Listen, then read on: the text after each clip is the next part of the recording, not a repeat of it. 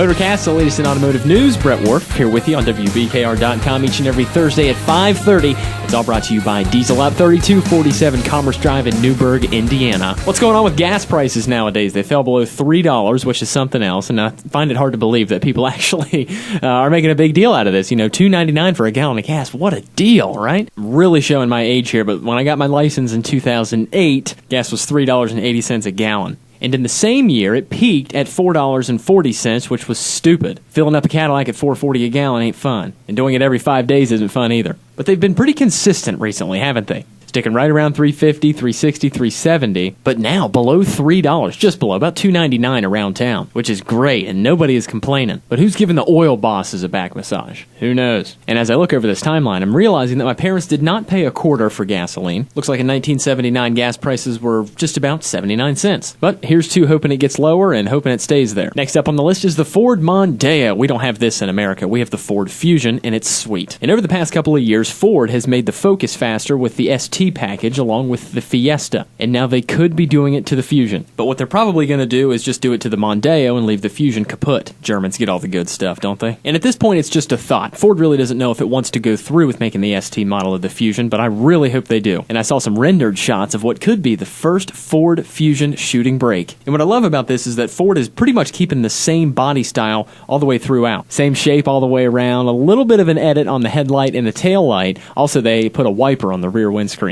That's pretty sweet. They're shooting the exhaust straight out of the middle of the back instead of two on each side. Full panoramic roof on top. Updated wheels. But you can still tell it's a Fusion, and that's what's sweet about it. It's a full-size front-wheel drive sedan, so it's a sleeper car. And I'm sure when you put your foot down, you're not going to forget about it. This thing looks like it can cook up the street. Ken Block is a good guy to talk about since we're talking about Ford. He's in a Mustang now, and he's usually driving a Fiesta or a Focus, STI, whatever. But he's a professional rally car driver, and what he does in this series is this Gymkhana stuff. It's insane how he can make a car go around in a circle the way he does. Check out some of the videos at WBKR.com. But recently he's done Gymkhana number 7, and this one he's sitting in some sort of a 60s Mustang, late 60s Mustang perhaps. Clearly it's been converted to all-wheel drive. Hoonigan badges everywhere, monster stickers, flared arches, and of course the big bug catcher coming out of the hood. It's nuts. Just a quick look at Ken Block. He's pretty awesome. Not too long ago, BMW dropped the V10 from the M5. They switched it out with a twin turbocharged V8.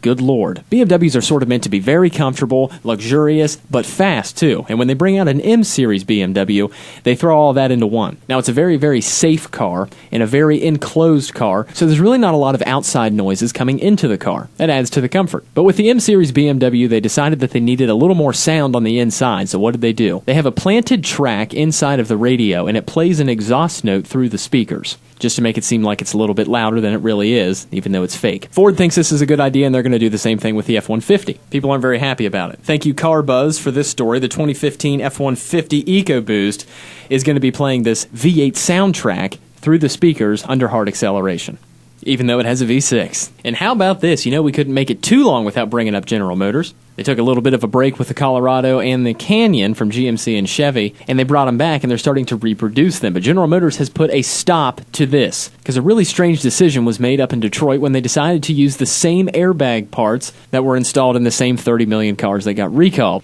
Index finger to thumb, 3 fingers flared above that. Good decision, GM. So yes, a stop sale decision has been made by General Motors, and they're going to try and figure this problem out so nobody else gets hurt. Chrysler is also in the news, and it seems that they went numerical along with pretty much every other car company in the world. Of course, they have the Chrysler 200, the Chrysler 300, and the concept model of the new Town & Country, they're calling it the Chrysler 700. They more than likely called it the 700 because it can fit 7 passengers in it. The concept model is horrific. I hate it. It's got these weird circly windows and everything like that in it. I don't really understand it. Probably something that Fiat thought of. But now, the spy shots for the actual Town & Country minivan have been released. But it looks like we're going to have to wait until the first quarter of next year before we see what this is going to be. That's going to do it for MotorCast this week. Big special thanks to our buddies out at Diesel Up, 3247 Commerce Drive in Newburgh, Indiana. Check them out online at diesel-up.com. Browse their inventory, and they can get you hooked up on everything diesel. Cummins, Duramax, Power Stroke, agricultural needs, small, medium, heavy-duty trucks. They got it all out there. Check out their inventory at diesel-up.com. Enjoy the gas prices while they're low, ladies and gentlemen, and we'll see you next week.